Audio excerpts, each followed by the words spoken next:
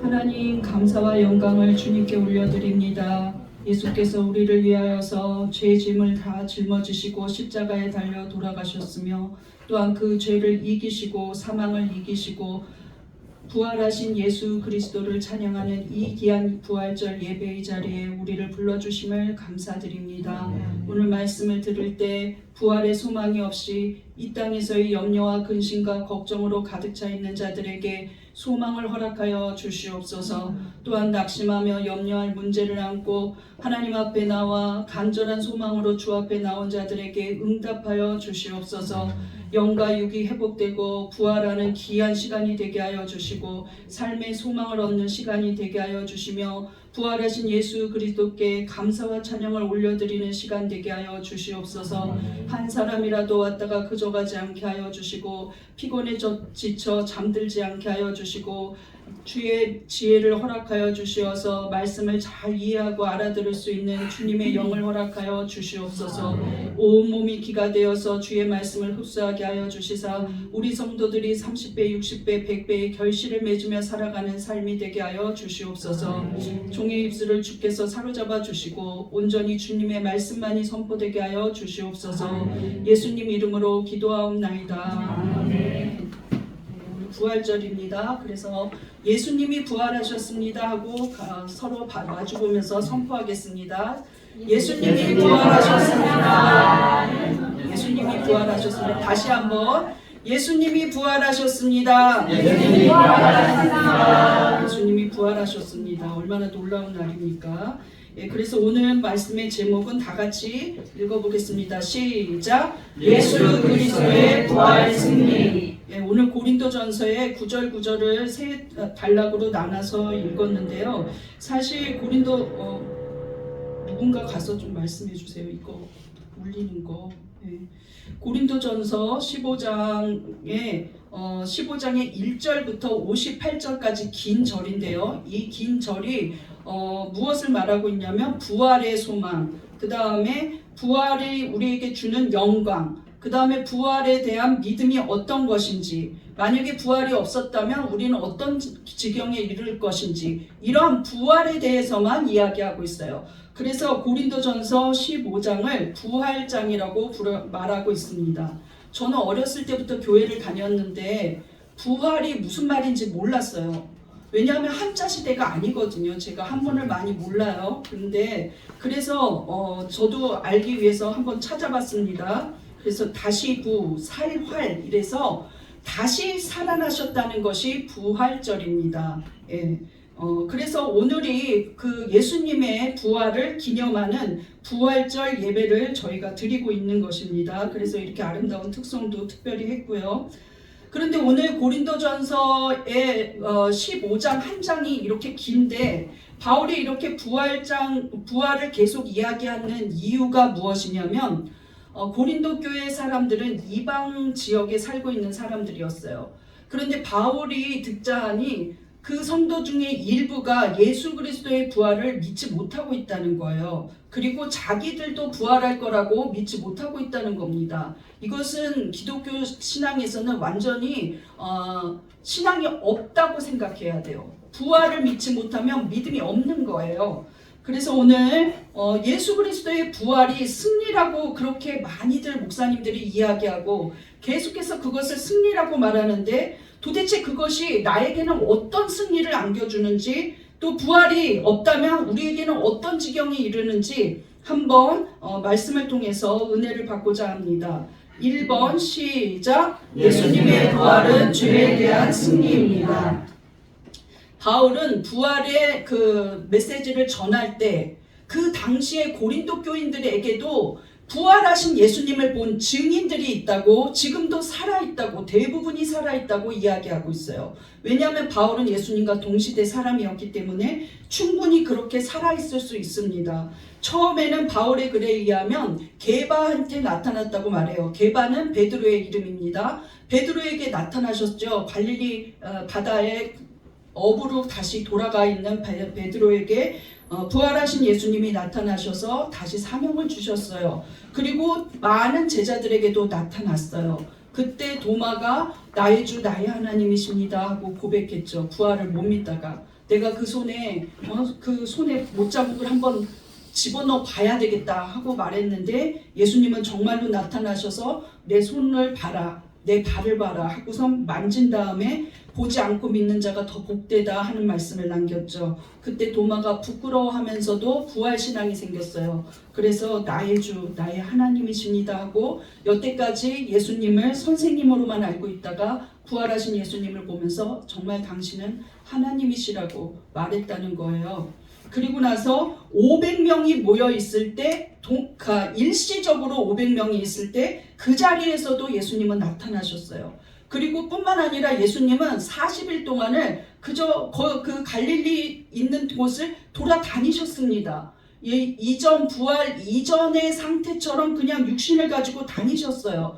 그리고 뿐만 아니라 엠마오로 향해서 가는 두 제자에게도 나타나셔서 처음엔 제자들이 예수님을 못 알아보다가 나중에 예수님과 이야기를 하면서 정말 이분이 메시아가 맞다는 생각이 들어서 쳐다봤더니 그제서야 예수님이라는 걸 알아보았죠. 수많은 부활의 증인들이 있었다는 거예요. 그럼에도 불구하고 그 고린도 교회 안에 내가 예수님을 부활하신 예수님을 봤는데 왜 못 믿느냐고 이야기할 때 안 봤던 사람들이 믿지 않는다는 거예요. 야, 어떻게 사람이 죽었다가 다시 살아나냐? 자, 근데 사람은 죽었다가 다시 살아나지 못합니다. 그런데 하나님은 죽었다가 살아날 수 있어요. 믿습니까? 네. 하나님의 뜻이라면 사람이 죽었다 해도 다시 살아나요. 그 모습이 바로 나사로 아닙니까? 나사로는 죽어서 썩어서 냄새가 나는데 예수님이 죽고 나서 도착했어요. 주여 좀 빨리 오시지 그랬습니까? 죽어서 냄새가 납니다. 그런데 예수님이 눈물을 흘리시고 나서 그 무덤에 있는 돌을 옮겨놓게 한 다음에 나사로야 나오라 하고 말씀 한마디에 나사로가 나와서 돌아다녔어요. 그랬더니 유대인들이 야 정말 하나님은 살아계시구나 하고 놀랍게 여기며 예수를 그리스도라고 믿었더라 하고 말을 하고 있어요. 그 기적으로 인하여서 수많은 바리새인들이 저 예수를 죽여야겠다고 생각했다는 거예요. 부활의 장면을 보면서 어떤 유대인들은 예수님을 하나님으로 믿었고 부활의 장면을 보면서 어떤 유대인들은 그것도 율법적인 유대인들인데 종교 지도자들인데 예수를 죽이고야 말겠다고 생각했다는 것이죠. 오늘 이 부활절날 말씀을 들으면서 어떤 사람은 부활의 소망을 갖고 갈 것이고 어떤 사람은 부활은 도저히 믿을 수 없다고 생각할지도 몰라요. 그러나 이번 한 주간 저는 기도하기를 이 사랑빛 교회에 들어온 모든 영혼들은 부활의 소망 안에 살게 해달라고, 영이 회복되는 역사가 일어나고 부활되는 역사가 일어나고 육이 회복되는 역사가 일어나고 주의 응답이 부활로 나타나는 역사가 일어나게 해달라고 기도했습니다. 그렇게 될 줄로 믿습니다. 부활의 소망을 여러분이 안고 가게 되실 줄로 믿습니다. 그래서 바울은 너무 답답한 마음에 아니 어떻게 부활의 증인들이 살아있는 그 시대에도 안 믿을 수 있을까? 근데 우리는 참 복된 자예요. 그렇게 따지면 2000년이 흐른 후에 지금 부활의 그 증인들이 하나도 없어도 우리는 말씀을 통해서 믿어진다는 것이죠. 믿습니까? 부활을 믿습니까? 그런데 만약에 부활이 없었다면, 예수님이 십자가에서 그냥 돌아가시고 그냥 죽고 끝났다면, 다시 살아나시지 않았다면 그것이 우리에게 미치는 영향이 무엇인지를 알면 부활의 소중함을 알게 돼요. 그래서 바울은 단어법적으로 한번 상상해보라고 이야기한 거예요. 논리적으로 이야기해서 만약 부활이 니네가 주장하는 대로 없었다면 우리는 무엇을 하고 있는지, 우리는 어떤 지경에 놓이게 되는지 이야기합니다. 오늘 본문의 17절 말씀입니다. 시작. 그리스도께서 다시 살아나신 일이 없으면 너희의 믿음도 헛되고 너희가 여전히 죄 가운데 있을 것이요. 죄 때문에 예수님은 십자가에 달려 돌아가셨습니다. 지난주에 제가 말씀을 드렸어요. 십자가에 달린 의미, 우리의 죄를 대신 지시고 죄의 정가라고 그랬어요. 양어깨에 온 인류의 죄를 대신 지시고 죄가 없으신 예수 그리스도, 하나님의 아들 예수 그리스도께서 십자가에 달려 돌아가셨습니다. 그런데 그것이 죽음으로 끝났다면, 만약 정말 예수님이 승리하지 못하고 죽어 있다면 그 죄를 용서받았다는 증거가 없어요. 믿습니까? 그런데 예수님은 부활하셨습니다. 부활하셨다는 것은 어떤 증거가 되냐면 내가 너희의 죄를 용서했다는 증거예요. 죄 때문에 돌아가신 예수님이 살아나셨기 때문에 죄를 이겼다는 승리가 되는 겁니다. 믿습니까? 죄가 이 땅에 들어왔을 때 누구 때문에 들어왔습니까? 아담 한 사람 때문에 들어왔어요. 그런데 죄가 이 땅에 들어오고 나니까 어떤 일이 생기냐면 아담이 선악과를 먹기 전에 하나님이 말씀하신 경고대로 그것이 현실화되어 버린 거예요. 아담아, 네가 이 에덴에 있는 모든 열매는 너 마음대로 먹어도 된다. 그런데 이 동산 중앙에 있는 선악을 알게 하는 열매는 먹지 말아라. 네가 먹는 날에는 반드시 죽을 것이다 하고 말했어요. 그런데 아담이 그 선악과를 먹고 나자마자 살아있거든요. 안 죽나 보다 했는데 몇백 년 후에 수명이 다 돼서 죽었습니다. 그런데 아담이 죽는 모습을 보았을 때 아담의 자식들은 아담만 먹었으니까 아담이 죽겠지, 나는 살겠지 하는 생각을 했을지도 몰라요. 성경에는 없겠지만 나 같으면 소망을 가졌을 거야. 우리 아버지가 먹었으니까 아버지만 죽는 거야. 어머니하고 아버지만 먹었잖아. 나는 아니야. 그런데 성경은 그렇지 않았어요.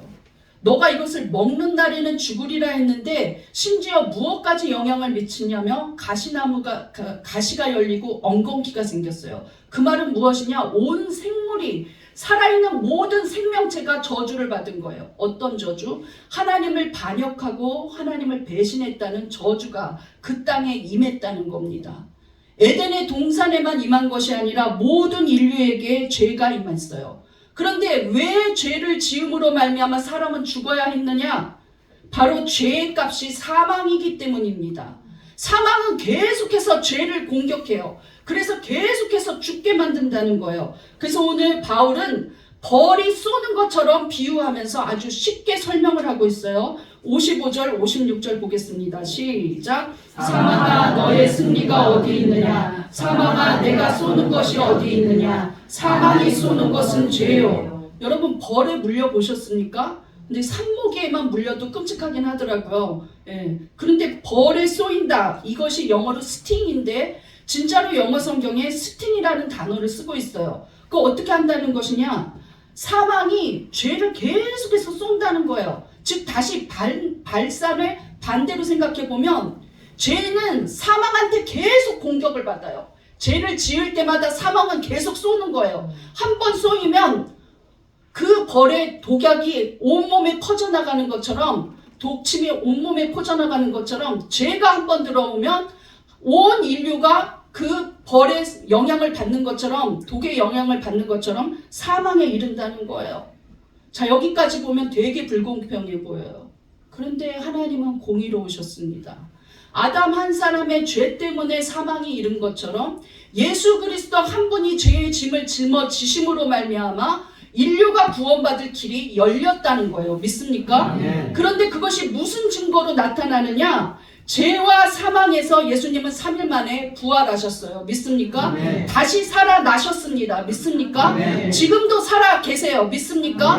그 살아 계시다는 증거가 바로 내가 죄에서 이제는 죽음을 면치 않고 완전히 우리 영이 죽지 않고 영생할 수 있는 존재가 되었다는, 죄를 이겼다는, 나는 죄의 용서를 받을 수 있다는 증거예요. 믿습니까? 우리는 이미 구원을 받았습니다. 그러나 우리는 여전히 죄 가운데 있어요. 왜냐하면 우리 속에 있는 죄성을 버릴 수 없기 때문이에요. 우리는 하나님을 믿고 구원받고 생명책에 기록된 거룩한 존재가 되었지만 저 역시 죄 가운데 있다는 거예요. 죄성을 버릴 수 없어요. 그래서 우리는 한 번은 죽게 되어 있습니다. 우리 육신은 언젠가는 죽을 거예요. 여기에 있는 모든 사람들이 없어지는 날이 올 거라는 거죠. 순서대로 죽을지 역순서대로 죽을지 알 수 없지만 우리는 죽게 되어 있어요. 그런데 왜 죽지 않는다고 말을 하지? 왜 영생이 있다고 말을 하지? 그런데 영원히 사는 존재는 무엇이냐? 우리 속에 있는 영이에요. 그런데 이 영이 죽었다는 말은 무엇이냐? 영이 생명을 잃었다는 거예요. 왜 생명을 잃었습니까? 애초에 우리의 영을 불어넣어 주신 분이 창세기 1장에 보면 하나님께서 우리에게 자기의 생명을 넣어 주셨어요. 흙으로 사람을 지으시고 나서 그 코에 생기를 불어넣어 주셨다고 하는데 이것이, 이 생기는 하나님이 갖고 있는 하나님의 영입니다. 그래서 그 하나님의 영이 살아있었다는 거예요. 우리 속에 하나님을 알고 저절로 하나님을 알아요. 그것은 마치 무엇이냐? 어린 새가 알을 깨고 나오면 처음 보는 사람이 자기 엄마라는 걸 알아요. 처음 보는 새가 자기 엄마라는 걸 알아요. 그래서 만약에 알을 깼을 때 어떻게 하다가 그냥 느닷없이 사람이 먼저 보면 그것이 엄마인 줄 알고 막 따라다녀요. 모든 새들은 본능적으로 알아요. 왜 그렇습니까? 그 본능을 하나님이 주셔서 그래요. 예. 여러분, 물고기가 헤엄치는 거 수영장 가서 교습받습니까? 그렇지 않아요. 본능적으로 태어났을 때부터 물에서 막 기어다녀요. 여러분, 독수리가 날아다니는 거를 교육받아야만 되나요? 어디 가서 그냥 특전사처럼 교육받지 않아요. 그냥 엄마가 한번 떨어뜨리면 땅으로 떨어져서 죽어버리는 독수리 없어요. 엄마가 그냥 높은 데서 확 떨어뜨리면 그냥 날아가요. 다급하면 날아요. 자기도 모르게 본능적으로 날개가 나는 걸 안 가르쳐줘도 엄마가 이렇게 펴서 이렇게 날아갖고 안 가르쳐줘도 그냥 날아가요. 그래서 엄마가 죽을 것 같으면 획 채워가지고 그 다음 날은 더 높은 곳에 가서 훅 떨어뜨려요. 그러면 더 잘 날아요. 그리고 점점 멀리 가죠. 예, 용맹하다는 거예요. 자, 호랑이는 어떻습니까? 야, 물건을 네가 잡아야 될 사냥할 거를 보면 낮게 포복을 해. 조용조용 걸어가. 가르칠 필요가 없어요. 엄마 하는 모습을 봤는데 나는 못할 것 같은데 배가 고프면 다급해갖고 다 잡아먹어요. 예. 호랑이 한 마리 있으면 나만 아는 생물이 없지 않습니까? 본능이에요. 그런데 인간에게는 어떤 본능을 줬느냐? 너는 영적인 존재다. 너는 나의 자녀야. 너는 특별한 존재다. 너는 온 우주 인류 생명체 중에서 너만이 영을 갖고 있다. 그것은 내가 불어넣어 줬다. 왜 불어넣어 줬느냐? 우리의 영과 하나님의 영이 교제하기 위해서예요. 그러므로 우리는 하나님의 자녀라는 겁니다. 그런데 죄가 들어옴으로 말미암아 아담이 죄를 지은 날, 선악과를 먹은 날, 그날은 살았어요. 그래서 자기가 살아있는 존재라고 생각했다는 거죠. 그런데 사실은 죽었습니다. 왜? 그때부터 하나님과 아담은 스스로 아담이 하나님을 멀리했어요. 아담이 이제는 하나님 앞에 숨어 있어요. 그래서 안 보이게 하는 거예요. 안 보인다고 생각한 거죠. 야, 어린애들이 어떻습니까? 제가 요즘 판다를 가끔씩 힐링하려고 보는데 그 판다 애가 너무 사람보다 미련하잖아요. 사육사가 억지로 데려가려고 이제 우리 안으로 집어넣으려고 그러면 바깥에 들판에 있는 게 너무 좋으니까 어떻게 하냐면 나무 뒤에 숨어가지고 지가 사육사가 안 보이니까 자기가 안 보인다고 생각하는 거예요. 그렇게 어리석을 수가 없어요. 그리고 지 눈만 가려요. 사람처럼 눈을 가리더라고요. 그러고서는 사육사가 자기를 못 보니까 자기는 안 들어갈 수 있다고 생각해요. 그 모습이 너무 귀엽더라고요. 그런데 인간이 어리석어서 어떻게 하느냐? 내가 하나님이 안 보이면 하나님이 없다고 생각하는 거예요. 내가 부활이 안 믿어지면 부활은 없다고 생각하는 거예요. 내가 하나님을 믿어지지 않으면 하나님은 없다고 생각해요. 내가 하나님을 찾지 않으면 하나님이 나를 안 부를 거라고 생각해요. 내가 죽음을 회피하고 있으면 죽음은 안 올 거라고 생각하는 거예요. 너무나 어리석다는 것이죠. 저는 그 판다의 모습을 보면서 우리 영이 그렇게 어리석을 수 있다는 생각을 했습니다. 미련하고 어리석으면 어떻게 하냐면 내가 하나님이 안 믿어지면 하나님은 없다고 단정지어요. 내가 지옥이 안 믿어지면 나는 지옥이 안 갈 거라고 생각하는 거죠. 내가 천국이 안 믿어지면 나는 천국과 상관없다고 생각하는 거예요. 그런데 우리의 본래의 정체성은 무엇이냐? 아름다운 에덴 동산에서 하나님과 영원히 교제할 수 있는 존재였고 하나님은 그것이 안 되기 시작하자 인간 때문에 안 됐어요. 그렇게 안 되기 시작하자 어떻게 하냐면 이제는 예수 그리스도를 통하여서 구원의 길을 열어놓으셨다는 거예요. 누구든지 예수를 믿는다면 그 죄값을 예수 그리스도께서 담당하셨기 때문에 우리는 부활하신 예수님이 그 증거가 되어서 우리는 죄사함을 이미 받았습니다. 믿습니까? 우리는 죄의 영향력 아래에 있지만 죄 때문에 형벌받지 않아요. 죄의 형벌은 무엇입니까? 아까 말한 것처럼 죄의 끝은 사망입니다. 그 사망이 무엇이냐? 우리의 영이 완전히 하나님과 단절되어서 우리의 영이 호흡하지 못하고 우리의 영이 바라보지 못하고 우리의 영이 감각이 없어져요. 여러분, 저 무덤가에 가서 마무리 가면 공동묘지가 있어요. 그 공동묘지에 가서 무덤 앞에서 당신은 멍청이야 하고 말해보세요. 그러면 내가 왜 멍청이야? 이렇지 않아요. 가만히 있습니다. 왜 그렇습니까? 이미 죽은 존재라서요. 영이 죽은 사람과 영이 죽은 사람이 함께 대화하는 걸 보세요. 예수 믿는 사람들 너무 불쌍하지 않아? 그러게. 예수 믿는 사람들은 시간도 없고 그냥 안 보이는 하나님을 믿느냐고 저렇게 힘들게 두 영이 다 죽었기 때문에 눈에 보이지 않고 들리지 않고 감각이 없는 거예요. 그러나 영이 산 사람들은 어떻습니까? 부활하신 예수님을 생각하면 소망이 생겨요. 믿습니까?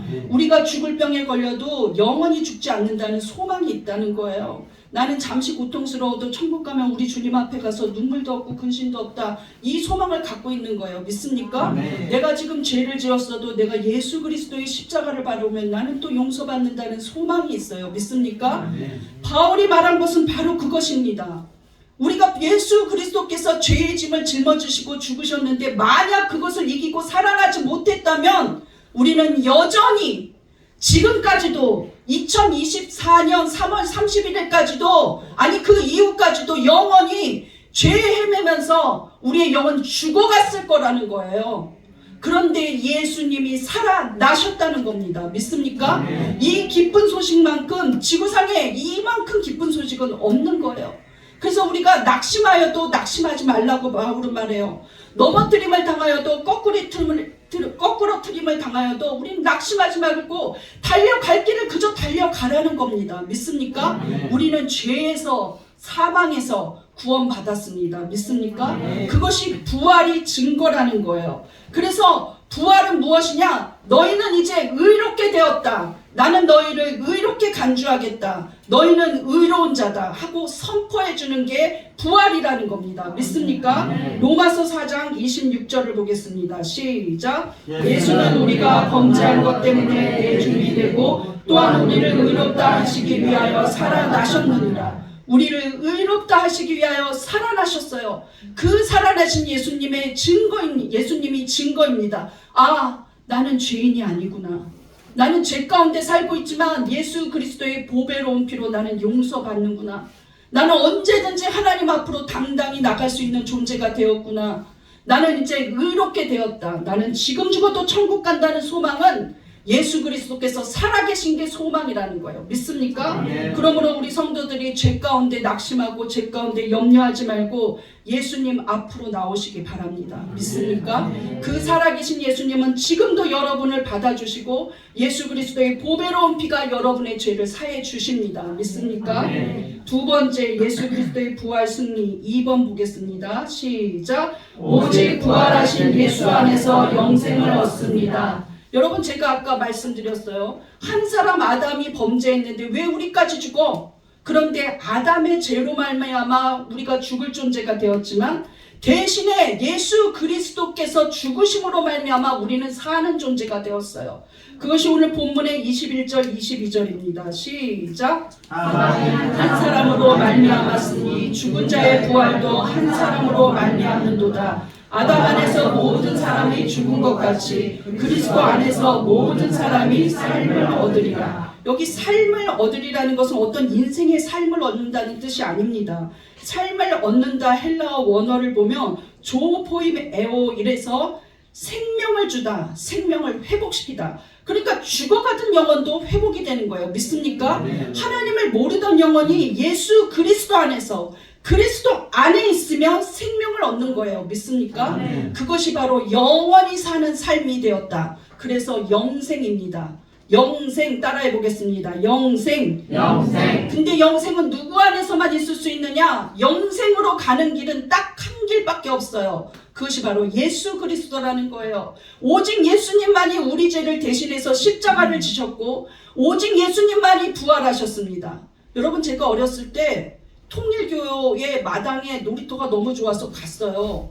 교회라고 쓴 건 다 똑같은 교회라고 알고 있었다는 것이죠. 그런데 그 마당에 들어가서 놀다 보니까 제가 아주 어렸을 때인데 성령님은 나를 너무나 사랑하시는 걸 저는 확신하거든요. 왜냐하면 갑자기 있기 싫어요. 미끄럼틀도 다 내차주고 돌리는 것도 다 내차준데 갑자기 있기 싫은 거예요. 왜요? 있기 싫지? 근데 내 마음에 분명히 그 어린아이 마음에 뭐가 들어가냐면 이곳에 있으면 안 되겠다는 생각이 드는 거예요. 그래서 나는 그냥 나왔어요. 나중에 중학교 때 쭉 보니까 거기가 통일교였어요. 아, 하나님이 나를 살려주셨다. 내가 거기 있었으면 아줌마들이 나한테 다가오고 있었거든요. 내가 거기 다녔을 텐데 나 또 열심히 다니는 게 있어요. 열심히 다녔으니 큰일 날 뻔했다. 그런데 그 통일교회 교주인 문선명이 죽을 때 이랬어요. 자기는 부활할 거라고. 근데 지금까지 부활하지 않았습니다. 네. 그런데 그 이후에 어떤 일이 일어나느냐? 전도관이라는 이단에서 박태선이라는 사람이 죽었어요. 근데 많은 그 신자들이 뭐라 그러냐면 박태선 씨는 일어날 거라는 거예요. 살아날 거라는 거예요. 그리고 기다리더라고요. 야, 그랬는데 지금까지 기다려도 안 일어납니다.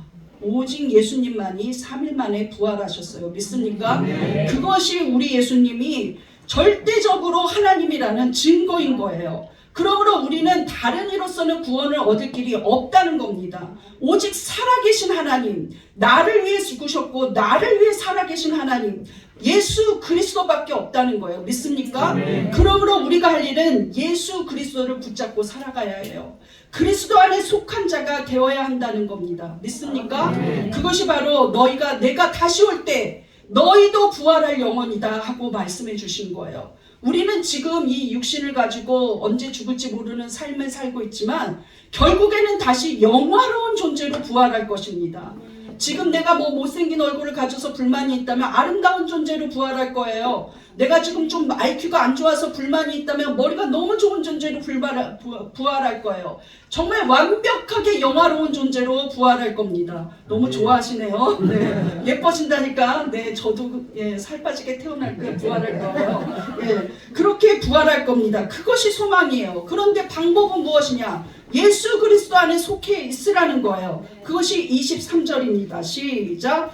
그러나 각각 자기 차례대로 되리니 먼저는 첫 열매인 그리스도요 다음에는 그가 강림하실 때에 그리스도에게 속한 자요. 예수 그리스도께 속한 자는 부활합니다. 믿습니까? 네. 예수님이 주일 새벽에 일요일 새벽에 부활하셨어요. 금요일에 돌아가셔서 3일 만에 부활할 때 어떤 일이 일어났냐면 복음서에서는 이렇게 말을 하고 있습니다.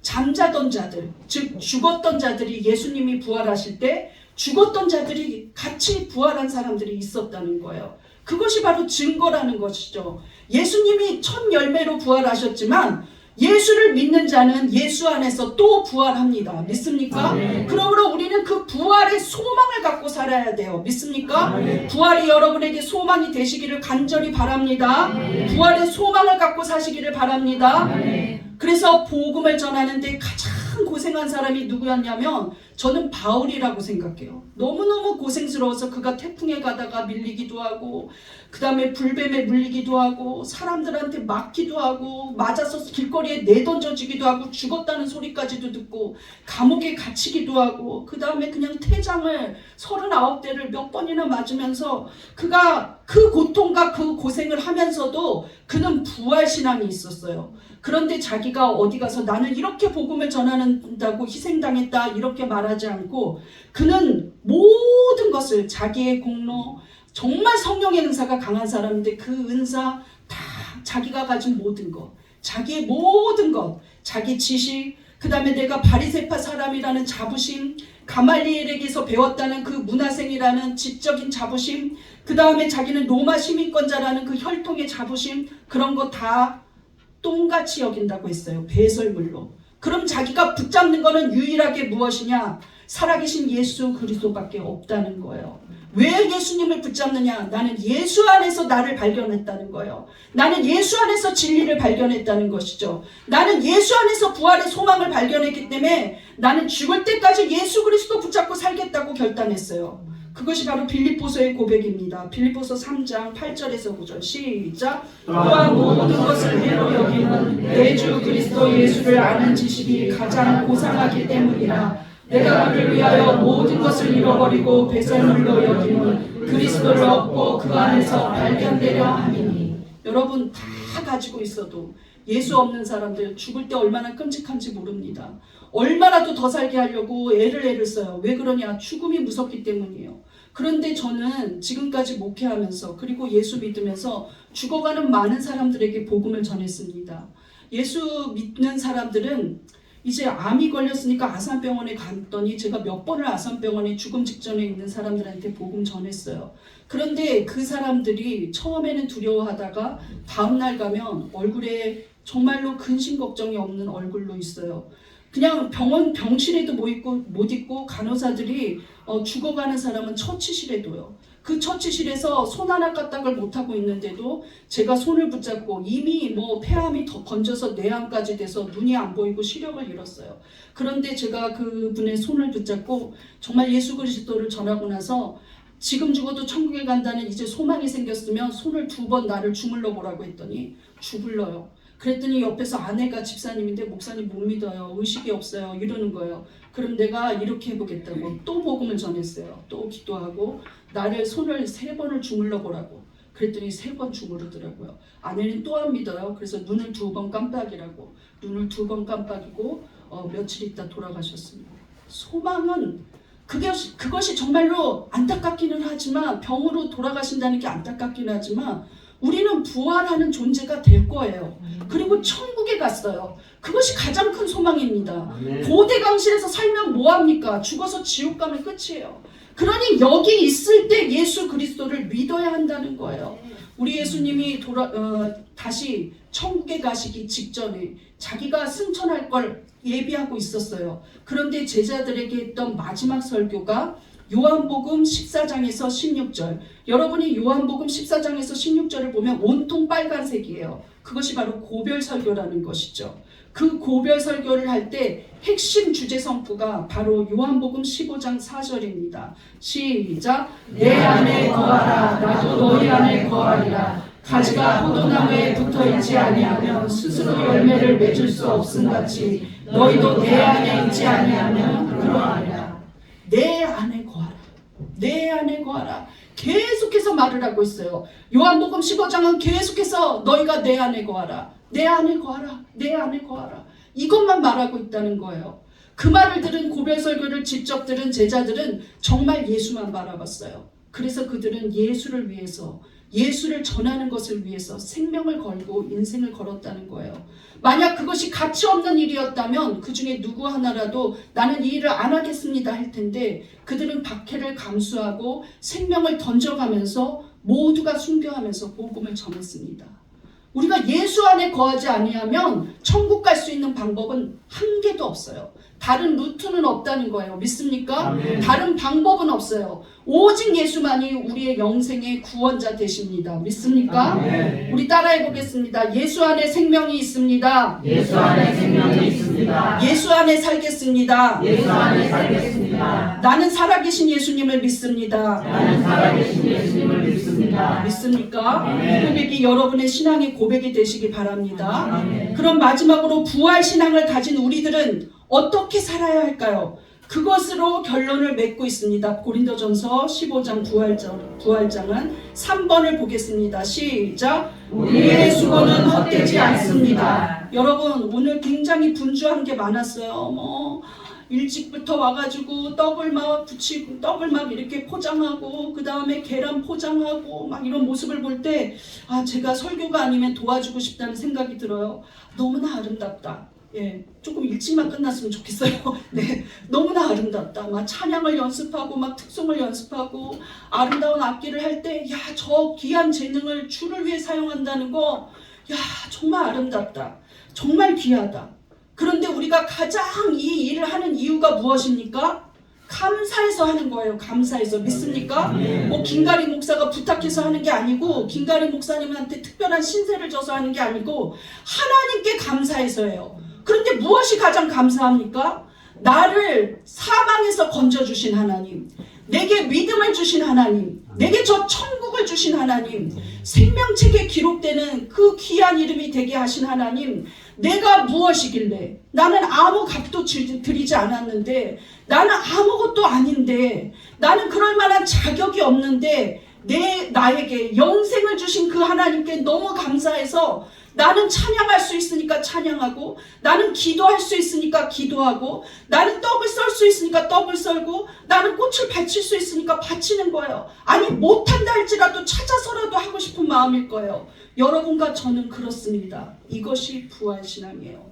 결국에는 고린도전서 15장은 어떻게 말하고 있냐면 감사한다는 거예요. 한번 57절 보겠습니다. 시작. 예수 그리스도로 말미암아 우리에게 승리를 주시는 하나님께 감사하노니 여러분 감사한다면 어떻게 해야 될지 마지막 절 15장 마지막 절 결론이 우리에게 경각심을 불러일으키고 있습니다. 정말 감사로만 끝날 것이냐 아니면 앞으로 어떻게 부활신앙을 증거하면서 살 것이냐.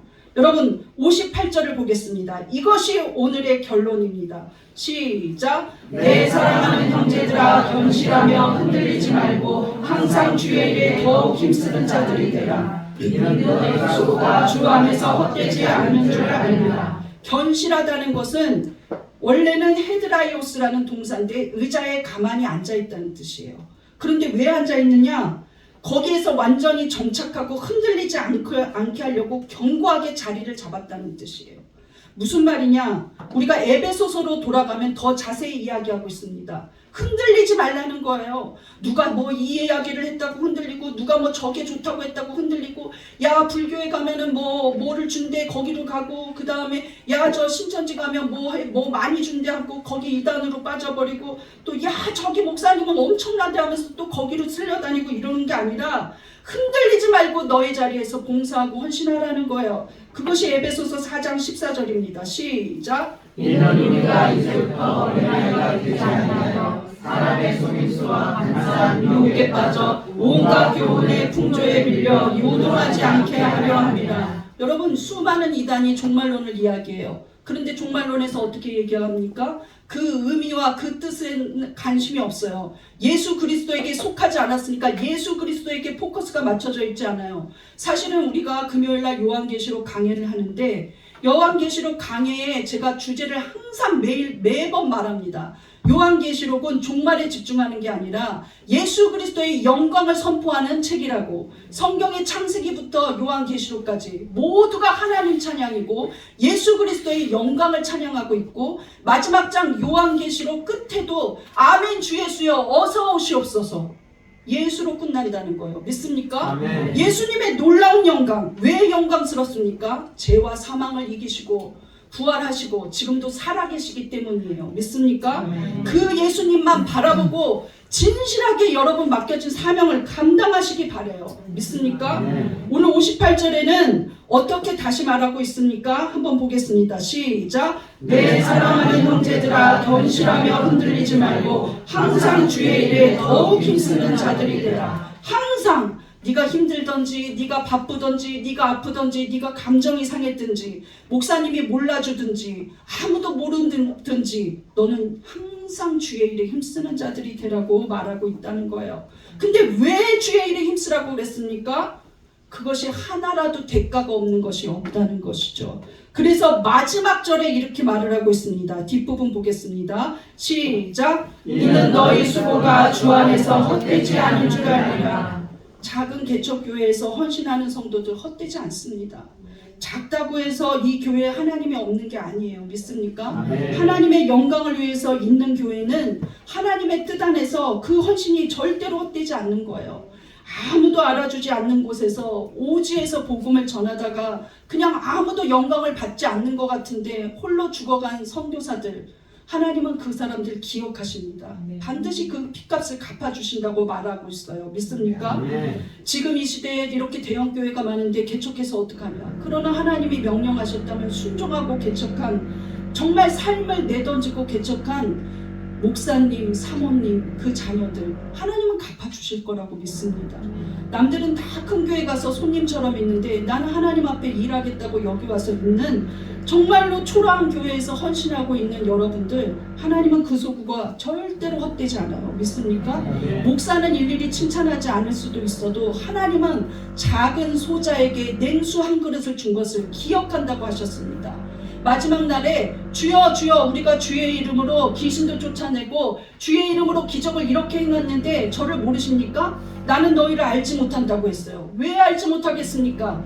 예수 그리스도의 영광을 위해서 행하지 않았기 때문에 알지 못해요. 그런데 예수님이 반드시 기억하겠다고 한 약속이 무엇이냐? 작은 소자에게 냉수 한 그릇 준 것은 내가 기억하겠다.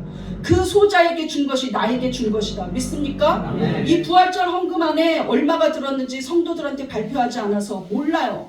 그런데도 자기 삶 전체를 드리는 사람들이 매번 있어요. 이렇게 어떻게 낼 수가 있지? 하는 사람들이 있어요. 그런데 그분의 형편을 보면 좋지는 않아요. 그런데 어떻게 이렇게 많이 내지? 와, 저 성도보다 훨씬 어려운데도 많이 낸다.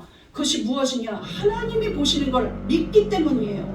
하나님 나라의 일을 위해서 헌신하겠다는 생각을 했기 때문이에요. 여러분, 지금 대한민국 성도들은 병이 걸렸어요. 어떤 병? 손님병이에요. 손님병. 나는 교회에 손님처럼 왔다가 갔다가 해야지. 그런데 이제 더 심각한 거는 손님처럼 왔다 갔다 해도 감사하게 여기는 시대가 돼버렸어요. 저 어렸을 때는 정말 평일날 성도들이 수두룩하게 교회에서 있었습니다.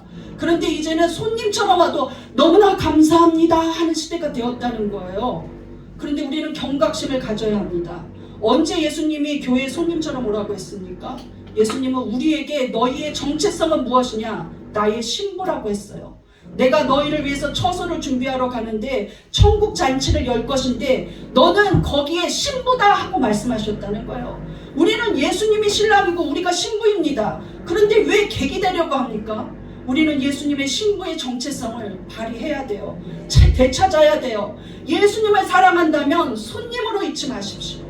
예수님을 사랑한다면 저 큰 교회에서 숨어서 어디서 안 보여도 아무한테도 코치받지 않겠지 하고 편한 마음으로 가지 말고 정말로 목회자와 같이 숨쉬고 그 공간 안에서 기도하고 은혜 받을 수 있는 공간 안에서 은혜 받으시기 바랍니다. 믿습니까?